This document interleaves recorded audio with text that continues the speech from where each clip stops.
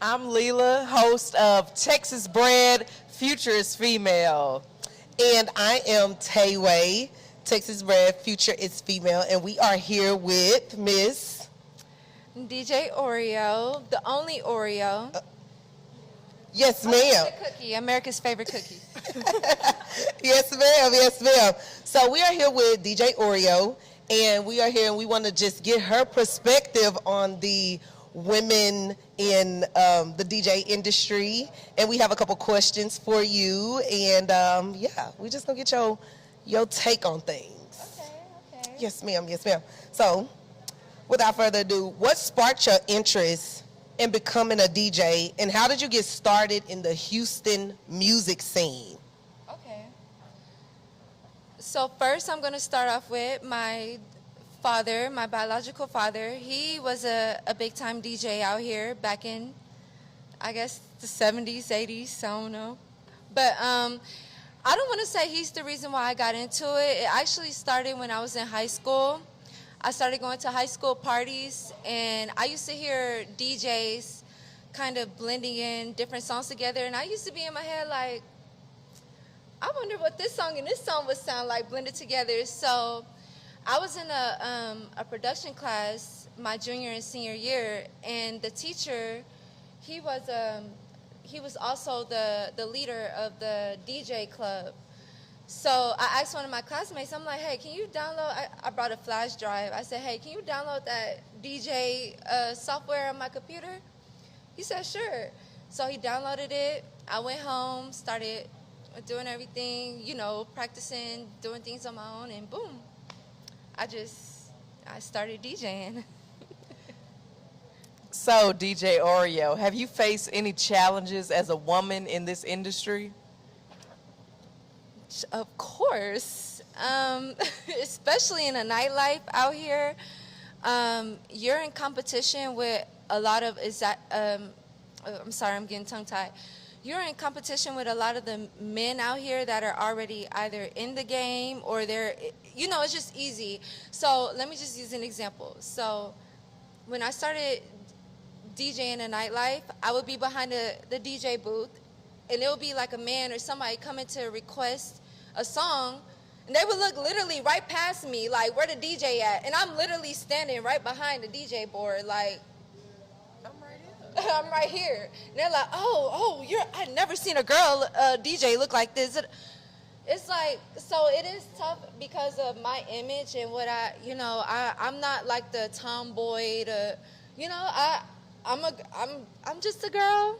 But Girly girl. I'm just a girl, but I love music, and that's why I also have a degree in audio engineering, because I want to do everything the right way as a woman. Yes, ma'am. So yeah, you really know your shit. Yes, I don't know if I can cuss, I know that's but right. Taking over male-dominated spaces. The future is female. Period. So we have another question for you. So, DJ Oreo, you've performed at various events in Houston. What has been your most memorable event so far? Oh, that's kind of hard. It has to be between this college party that I did. I'm not gonna lie, you cannot top DJing a college event. What college? What's the name? Hold on. You said it was Sam Houston. Sam Houston. Okay, Sam Houston Huntsville. University. I had to think about it. Sam Houston State University. That was the first college I was ever booked for, and it was just a whole different vibe because I came from DJing in high school, so it's kind of like a big ass high school party, and that's where I came from, doing high school parties and stuff like that. So that was the best, and then probably doing different. I've been booked for different artists that are kind of up there, and anywhere where there's a big crowd. Oh, and South by Southwest. All right. So just to follow up with that, how do you prepare for a set to keep the crowd engaged and jumping? And I also want to throw in there, how do you feel about people coming up and giving you requests? Okay, let me answer the first one. Okay. You said, how do I feel about How do you prefer to set up? Well, for one, and my friends back there know, I need some shots. I So need you a like to couple get of lit. shots just to, because I'm not gonna lie, I have mean anxiety, and just because of being a female in this industry, people look at you more hard and they expect more. So my anxiety gets through the roof. Like, my friends know, I talk to them about it all the time, but I just need a couple of shots, maybe a little preparation, or just a little, like, people don't even know, I take a breather. Like, I had to like stand by myself, go to the restroom, breathe for a good 10 seconds or whatever, just to, because you never know what you're going to expect from each crowd. You can DJ here one night, but then the next night it's a whole different crowd, or, so it's a challenge, but I love the challenge. And then the other question was, How do you feel about requests? Because I know that some DJs, when people come up, they be like, They can't stand requests. What, like, do you not see me in the middle of the set getting my jig on, and you want to come up here and ask for Love by Keisha Cole? Like, what's up? How you feel about requests? oh my gosh, that's so true. So it depends. Again, it depends on the booking. Every booking I have is not the same, but there are some where they're paying me. Money talks. So if you're coming with the cash in hand, or you like, how much is for this? Hey, I got you. You might need to give me a song or two before I play it, but I got you. But when it's just like people constantly coming to me like, oh, can you play this? Can you Play this, especially play when that, especially right. when it doesn't match the BPM, vibe, DJ talk yes. BPM, or the vibes that's going on. I had to tell them, like, hey, like, you're going to have to probably come back, or, I'm not taking over. I'll get on the mic. I don't even talk on the mic that much, because I feel, again, You're very my voice- reserved. You let the Yeah, music speak for you. Exactly. But I'll get on the mic and be like, I'm not taking any requests tonight. Uh-oh. Don't come. I tell them straight up. So you standing on business. I stand on business. Yeah. Amen. As you should, because they'll take advantage of you. I really Yes. like that. So our next question is, how do you prepare for a set to keep the crowd engaged? Oh, I just asked that one. Oh, my bad, y'all. The next question is, the music industry is evolving, but there are still a lot of hurdles for women. What changes do you hope to see for female DJs in the future? I mean, I think the change is already happening. I'm starting to see, when I first started, which was back in like 2014, there wasn't many female DJs out in Houston that I know of, especially in my, as far as like the feminine, category of things. But I think it's changing right now. I mean, I feel like a lot of places are starting to accept the female DJs, or really female anything now these days. Even female artists, like, they're pretty much taking over right now. So there's really no change I'm expecting, other than we just staying at the, we just keep growing from there. That's it. Well, I definitely like what you said and everything that you said today. And we really, really appreciate having you here. Texas Bred. Future is the female. And can Yes. you tell people where we can find your music? Do you have like playlists? Can we find you on Instagram? How can we listen to DJ Oreo? How can we Yes. find Oreo? Okay, so my Instagram is I'm the Real Oreo. IMTHE Real Oreo. I'm just now getting back into the whole live mixing of DJing thing, because when I first started trying to do it, everything was copyright. So it was kind of hard to put out mixes. But now I see different platforms are being a little more lenient with, being able to use music. But some of them platforms, you can't make no money. I'm on that. But anyway. Uh-oh, call them out. But other than that, I also make beats. I also produce, engineer. Like I said, I have a degree in audio engineering. So if you don't see anything with DJing, you're going to see something with me promoting my beats or anything like that. So just follow me on my page, and everything's in my bio. All right. And one last question. What advice can you give to aspiring DJs? Don't give up. Do not give up. Just keep going. Move fast. You cannot be a slow DJ. You gotta move fast. You gotta be quick on your feet. You gotta be okay, quick. right. And that's it. That's pretty much it. All right. Well, thank you so much, DJ Oreo. Y'all, Thank you. she's available Thank for y'all for having me. bookings. So make sure y'all book DJ Oreo. Yes.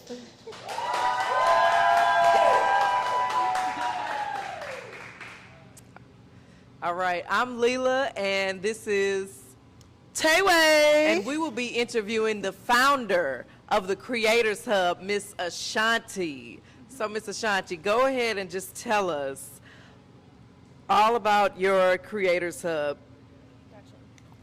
So one thing that I notice about being a Houstonian is that we have a lot of ambitious creators here, and a lot of them have amazing ideas. But the one thing that was a common denominator between a lot of the events that I've seen, events, projects, and things like that, is just that there's missing a foundation sometimes. You know, a lot of us don't have access to, you know, just knowing the fundamentals of how to do the things that they want to do.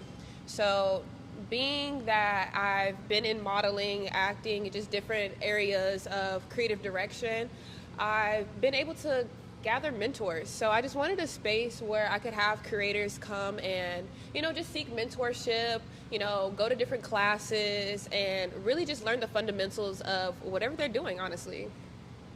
Yeah. So you want to see everybody win. And do.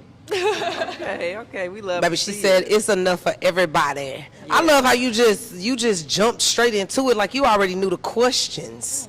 You like ready? Okay, so first thing on the lineup, you've mentioned that you avoid labels to stay unrestricted creatively. How has that mindset helped you take on such diverse roles? Within that, I do staunch any labels because honestly, because I used to be more so known as a model, and I wanted to deep dive and further in that because I do a lot more things than model, as you can see. Like, I'm a creative director, so and so and so and so.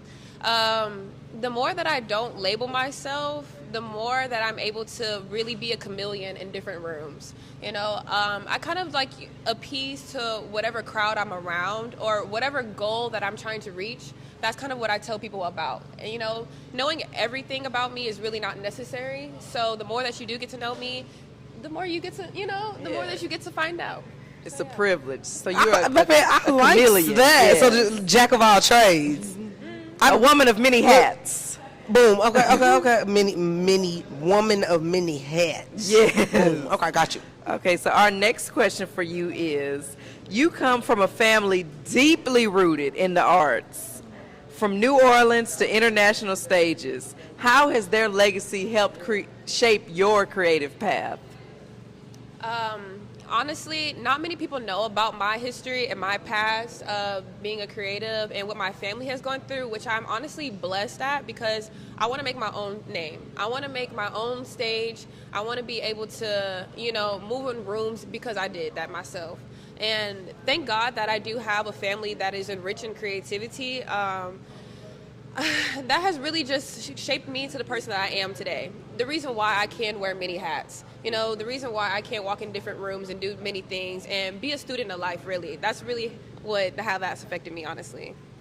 Yeah. So creativity is in your genes.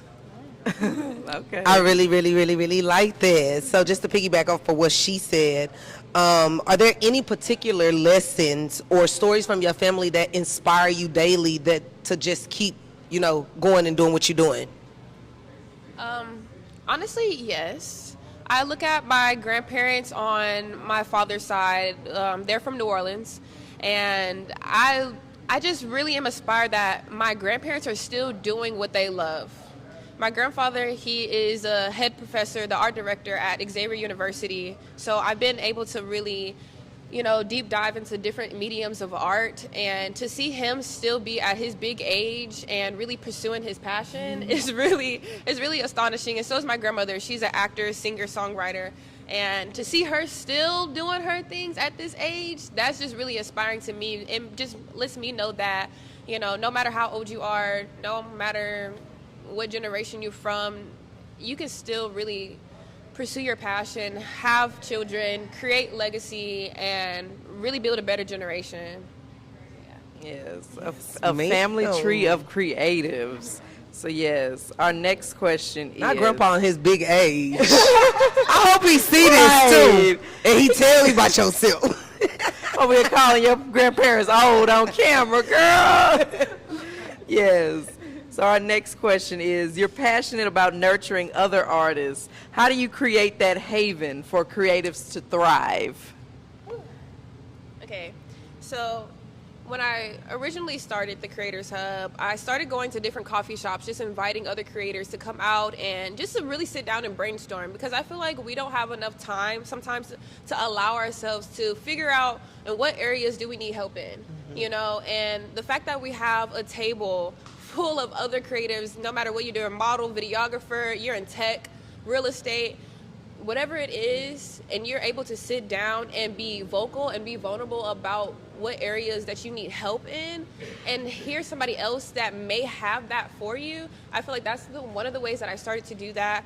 And then of course it expanded and it's grown into a group chat that has 250 people in there now. Just to be able to really network in a bigger way. And you know, I have to moderate it, of course, to make sure that it's a safe space for other creators, and that's just one of the small ways that I do that as well. Girl, you gonna add me to the group chat? Okay. I was about to say the same. I was about to say the same thing. And just to piggyback off what you said, I definitely love what you're doing, and I gotta join too, because I just know for me, like, when you're around other people and working with other people and just changing those ideas, exchanging those ideas and stuff, you know, it can help you too. So without further ado, where can we find this amazing woman? Where can we find this app? Where can we find all these amazing things that you do? Okay, firstly, the Instagram is creatorshub.htx.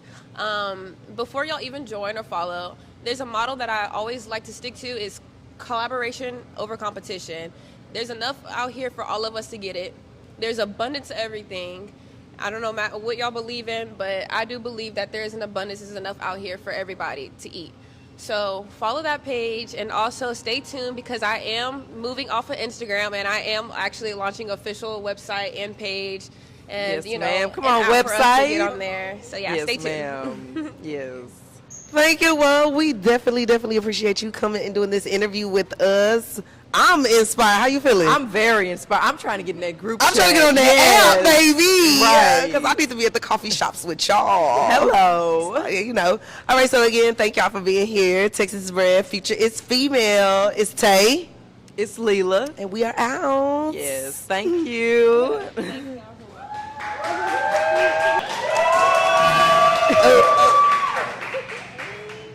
Okay, we got another interview at Another The one. Future is Female. I, Leela, and Tay Way with Texas Bred. Do you hear me?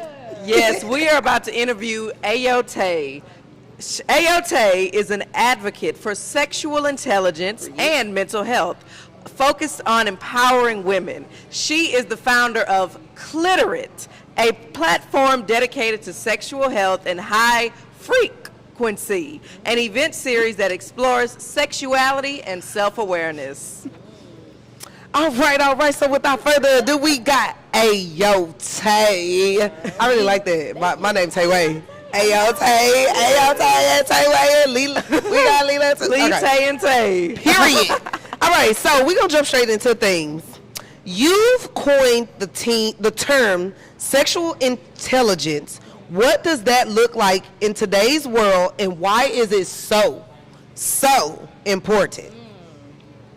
Okay, so sexual intelligence is something that kind of encompasses the whole realm of understanding sexuality in general. Yes, ma'am. So our sexuality is not just based on the physicality of what the actual act is. It's based on your mental, your emotional, your spiritual, your physical wellness. So it's multiple components that cultivate sexual wellness, and your mental, of course. So what sexual intelligence means to me, and the reason that it's so important to me now in today's age, is because sex is very oversaturated in our industry and social media, every type of way. You see sex everywhere. You see sex in porn, you see sex on social media, you see ass, titties, everything everywhere, right? So we're kind of numb to it. So people really don't understand that, you know, sex is of course initially appealing, but there's so much to a deeper realm of what we have to kind of be able to be able to envelop as a human beings, especially as we get a little bit older and we kind of become more aware and kind of get past that physical aspect of sex. It's so much more than that. Your mental, your emotional, your spiritual, well, your physical, all those things have to be in line for you to truly be sexually intelligent. So that is why, to me, creating the space to where I can cultivate that with our Black and brown communities is so important to me. Yeah. Baby.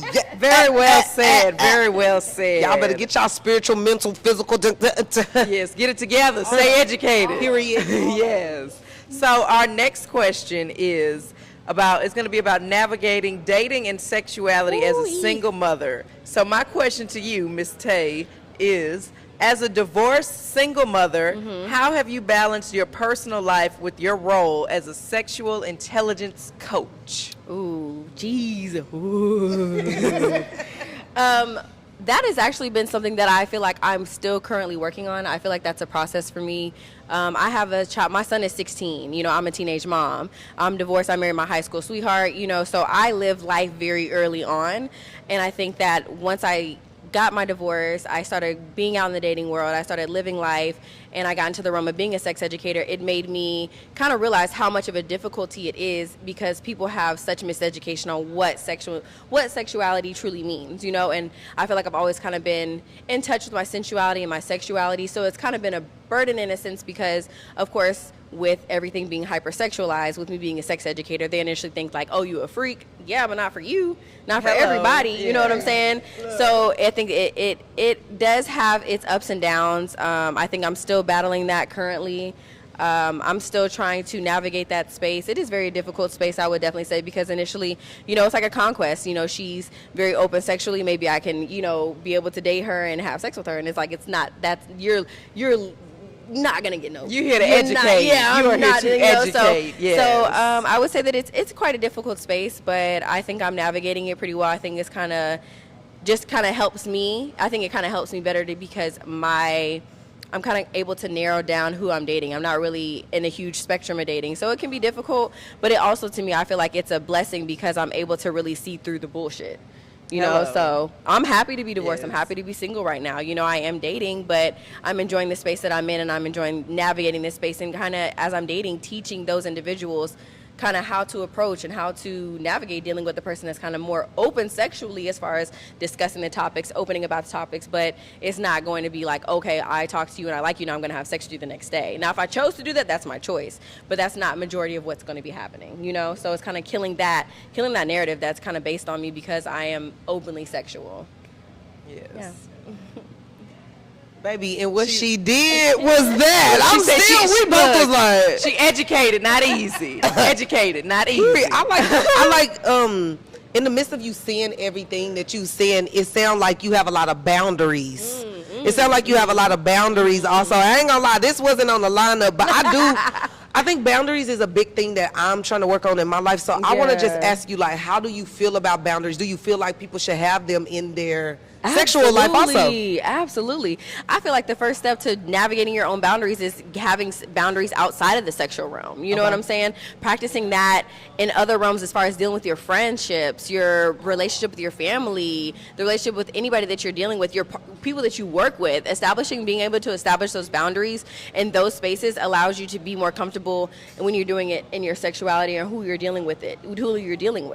So I feel like it's an overall realm of trying to get that, to navigate that space. I feel like boundaries, without them, you're not going to be truly satisfied. You're not going to be truly happy. Mm-hmm. You're not going to truly live in your truth. So I feel like boundaries are a heavy yes. Heavy yes, absolutely. Yes, I definitely like that one. Okay. Boundaries are super important. Yeah. So one more question. Mm-hmm. How can we tap into your business, your sexual education? Mm-hmm. What do we need to know about clitoris and frequency? Tell us all about that. Okay, so clitoris is my actual business that I have, and clitoris was created in 2020 to actually bridge the orgasm gap. There is a heavy disparity between male and women orgasms. Women are orgasm less percentage than men, right? Okay. That's kind of, known across the board, because of many things of boundaries, even with women not being able to express that they're not being satisfied, being able to say that they don't like when you do this, or I don't enjoy when you're doing this particular thing, you know, to be able to actually express and learn about themselves. So what Clitorid does is what we basically do is create that education space for you to learn and kind of navigate that space and kind of get more comfortable in that. Now, high frequency is my actual events that I curate in the city. So I curate events called high frequency. So what high frequency does is we actually physically cultivate sexual intelligence. So we have fulfillment stations, which are vendors, small business owners that kind of tailor to mental, physical, spiritual, mental wellness. So they have those things that tailor to that. And then we also have live performances and demonstrations where you actually can learn about particular kinks. You can actually have interactive stations. So if you see something that you see happening on stage, it's not a sex party. It is not. It's not a sex party, okay? No sex is happening, not allowed. But when you see it, we're introducing our black and brown community to kink, because I think in porn it's misconstrued on what it represents. You know, people think, oh, I see somebody beating the shit out of somebody. That's all I see when people think, oh, I don't want to be tied up. I don't trust that. Like, first of all, let's get past that. So coming to high frequency, you get to actually experience that and see people that are seasoned. You meet people that are first timers coming to a space to try to learn. You get to explore. You get to go to interactive stations and actually try it out. If you'd like to, there's spanking benches there where you can try different impact play, sensory play, fire spanking, shibari rope. Those demonstrations are done, and you're educating, you're learning about those things, because, you know, we don't typically learn. We learn on social media, and we learn from our peers. You know, being a teenage mom, I learned from my peers. I learned from my cousins, my older people. I didn't really learn from actual education, right? And that's how I ended up being a teenage mom, you know. I'm like, oh, so that's what, you know what I'm saying? Yes. You know, so I'm not pot calling the kettle black. I am the pot. I'm the black kettle, you know, all those things. So with that space, we create a safe space for people to come in and our people to learn and navigate and meet different individuals and create a community of people that are safe and can actually come and enjoy each other and get to talk to people and navigate and start business relationships. I have so many people that have started business relationships together just in that space of just being comfortable in that safe space. So high frequency, the next one is on December 7th. I'm a Sag, so my birthday is December 8th. It's going to flow into my birthday. It's a red carpet gala. Yes. So if you come out, pull up. I actually have some gifts for you ladies for my event. And can I ask you one more question? Yeah, ask me another question. So, you got it? So for those that may be like shy to come to your events or shy to tap into your business, because you know it is a touchy subject for a lot of people. It is. So what do you have to say to those that are shy when it comes to sexuality? So if you are shy, I would definitely recommend, like, if you're shy, I want you to own that shyness. It's okay to be that in that space. That's a natural inclination to be in an unfamiliar space, right? Anywhere we go, even going to a networking event, you're unfamiliar, you're nervous. That's a natural reaction to be. But when you step into this space, that completely changes. Everybody talks to everybody. It's a safe space to have a conversation that you wouldn't typically have with a person. Everybody's friendly. Nobody's over here overly touching. It's not no sexual space. It's just a safe space. And I feel like if you're nervous, it's okay. Once you get there, that'll go away. And we also are sponsored by Houston, which offers microdosing for mushrooms. So we actually have free microdosing available as well to you. So you actually get that to kind of help ease those nerves as well. Okay. Yeah. All right. So pull up on me. Pull up on me. Okay, so just first of all, girl, we talking after this because you got me over here. Yeah. Look, I just put a new number in front of my age, so. Oh, you did. Happy birthday. You know, this was a little tricky. But as you was talking, the movie 50 Shades. Yes, you already know. 50 Shades of Grey popped in my head. Yeah. So like, I just want to know, like, what show, like. What's my kink? Like, what's one of my kinks? Or yeah, what and am like I the into? stuff that they were doing, like in the movie and stuff. Like, do you feel like that stuff is appropriate? Because I know when some people watch that movie, they like, oh, I would never do that, or why is they doing that? But I ain't gonna lie, as I get older, I'm kind of learning, you know. Yeah, but there's so many things. I feel like, okay, so in 50 Shades, there's a lot of different things that happen. A lot of the relationship between them is a little finicky for me, so that's it doesn't really portray to me the proper relationship of what kink and BDSM represents. Okay. BDSM and kink represents transparency. Okay. BDSM and kink represents honesty. It's boundaries. People don't understand that you have to speak your boundaries. Like, you control the space. A lot of people are like, you know, with kink and BDSM, you're getting spanked, and you just getting spanked out, and you don't really have the control of the space. Actually, the person that's actually the one one getting spanked or the one dealing with the ropes, they're the ones that's in control. So the one that looks like they're out of control is actually the one in the most control, because you've already had these discussions beforehand of what you're going to do in your space. Everything's already talked about. Everything's already agreed upon. Your hard no's, your hard yeses, your mediums. You know, you're checked on when you're going through your sessions, whether you decide on sensory play, which is feeling, impact play, whether it's rope. So 50 Shades of Grey is it's a great space to get people talking about it, but it's not the reality. Okay. It's not the reality of it. So You if you want to breaking it learn down. if you want to learn the reality, pull up to High Frequency. Baby, Come out. Learn the reality, not just the movies and the porn and all that stuff. Come learn about the reality and meet people in our community that are actually well versed in that space and teaching you how to safely navigate that space. Yeah. Well, listen, y'all heard it here first. Yes. Come get this education. Come learn. Period. Because I'm just. I'm we gonna have to December pull 7th. up. Yes, y'all better pull up to the event December. We I got gonna my have to invite. pull That was up. my surprise gift, an invite. So yes. You're not invited because you didn't get. Yes, we got to scroll. Like, go get them right. Get them right.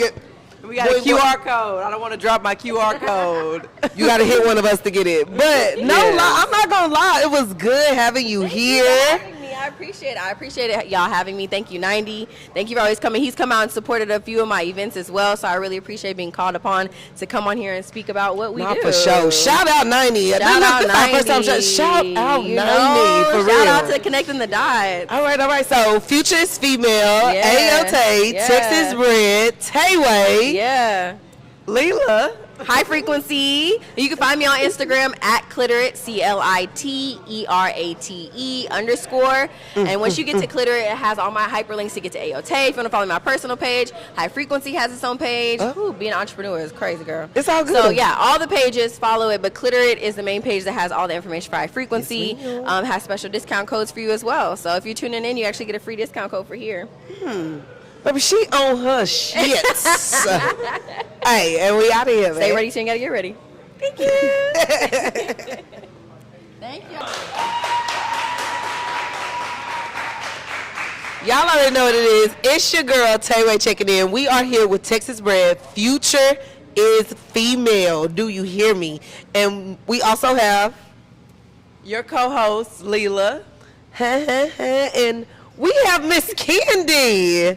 So Candy, we will be talking to Candy today about comfy, classy, and cozy attire. Yeah. But before we get into that, we got to get into this outfit. I'm talking from head to toe. What we got? Can we get a spin too?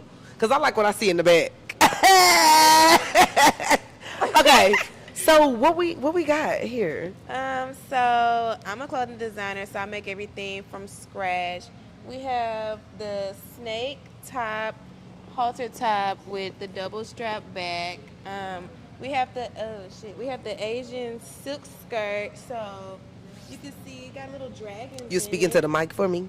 Oh, sorry. We have the Asian silk skirt. You can see that it has little dragons on it. I really like this design, and I've been seeing like a lot of different styles going around, so I try to incorporate mine, little spin off on things.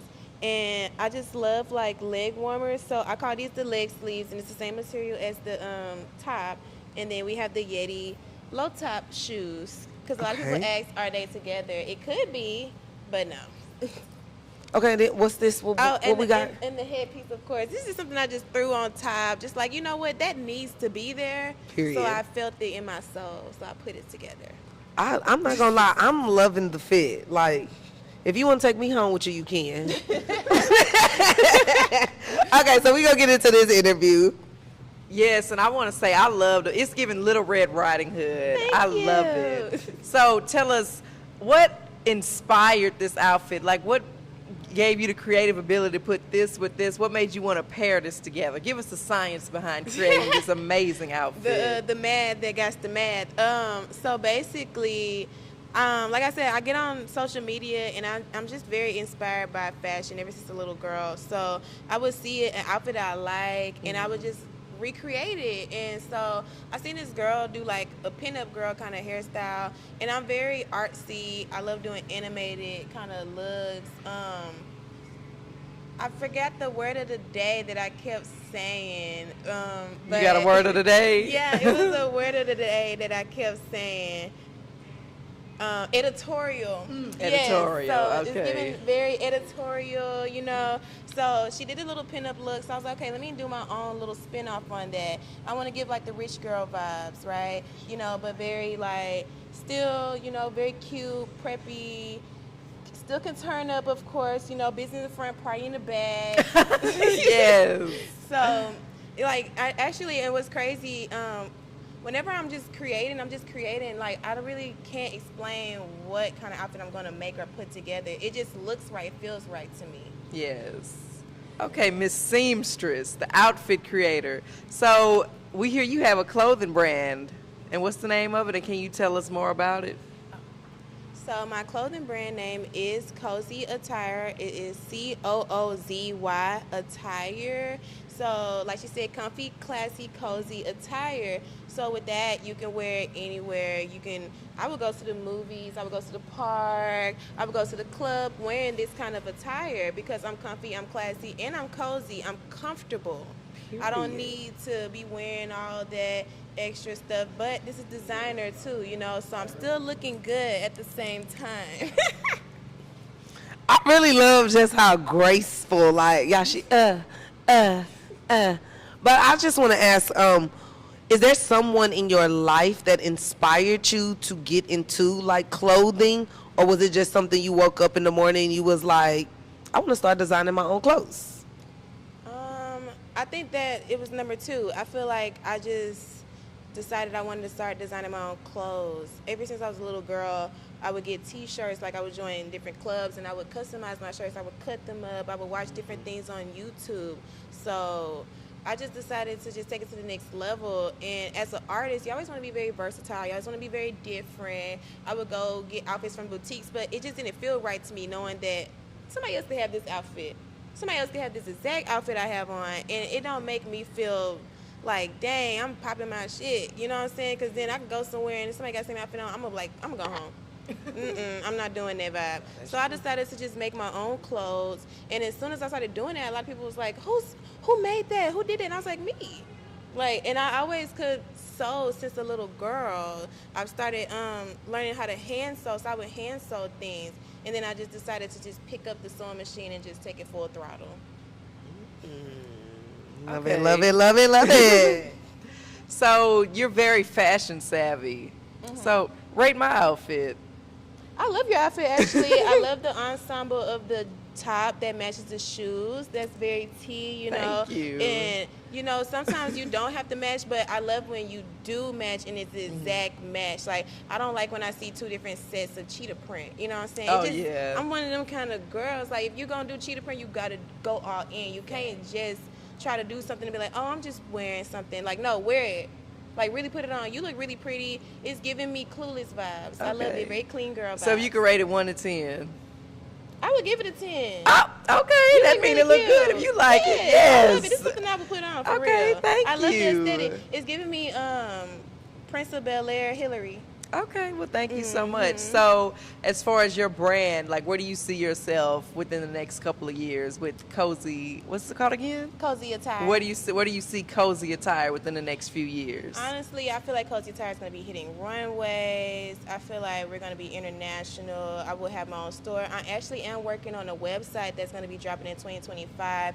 And with that website upon the launch, all the customers will get 28% off. And then someone can win a free custom piece, something, some shoes, an outfit, whatever you want. But you got to get on that website and subscribe. That's what I'm looking for. I'm looking for the subscriptions because I can see all the names. Yeah. I can Hello. see it. Yes. I'm gonna have to, I don't even like nails, but I'm gonna have to go. Period. Okay, so I see that you do the leg warmers. You made this whole outfit. Yes. So I wanted to see, like, do you do custom shoes or do you do like custom purses? Also, like, do you do it all or is it just like the outfit? Well, I do a lot of different things, a lot of different varieties. If someone could be so nice and bring me a pair of some shoes from over there, thank you so much. I customize forces. I make all different types of different custom shoes. I love fur. I love different texture fabric. So I love to work with designs, and I love to display my designs in a way where you could see it. Okay. I'm sorry. Yeah, I'm sorry. I love to display my designs in a way where you could see it. You see, you know, you could feel it and everything like that. And I feel like as a girl, you popping up and you popping out. You know what I'm saying? And this is just a start of what I can make. You know, I can go as far as putting fabric on shoes. It's really no limit to my creativity when it comes to clothes. Ooh. My last question. What's your favorite fabric place? I'm not gonna give out my gems. No, that's okay too. I said, let me just throw it in there and see if she, cause I ain't gonna lie spying on your page, and I be seeing you in that fabric stuff, baby. You be cutting up, But you know what? I can give the tea though. I mean, I go to Fabrictopia. It's off of Harwin. They have all types of fabric you can think of, baby. Because I mean, y'all can go to the place, but y'all ain't gonna make it like me anyway. So. There we go. Oh, I like that. You can't nobody do it like her. Okay, so what are your favorite fabrics to work with? So as I was saying earlier, I love to work with texture. So like something that you can like feel, like a lot of things that you can see. I'm not gonna say I don't have like fabrics that I don't like. It's a few fabrics that are very tedious to work with, but I'm very patient when it comes to creating because I never know what I'm making when I'm making it. I'm just like, okay, just keep going. Just add or take away at this point, you know, just make it make sense. Because sometimes I be like, what am I doing here? And I be like, okay, let's just keep going because I be getting discouraged and I never give up though. That's one thing I don't do is I just keep going because you never know. Fashion is fashion. So nothing don't make sense, you know? Can you embroider or use like a Cricut machine? Like, I don't know, like for t-shirts? Yeah. Okay. I have one of those press machines for t-shirts. I can do the embroidery, the patchwork and everything. I can also make like the little hole punching in the clothes and stuff like that. I have so many tools, so many different gadgets for things, you guys. Like I really, this She's really the real my passion. deal. Like you know, Brad's passion for She fashion. got a passion for fashion. Yes, you are a walking Bratz doll. I love it. Okay, and then another question I have is, if you could name 3 fashion icons that inspire you, who would they be?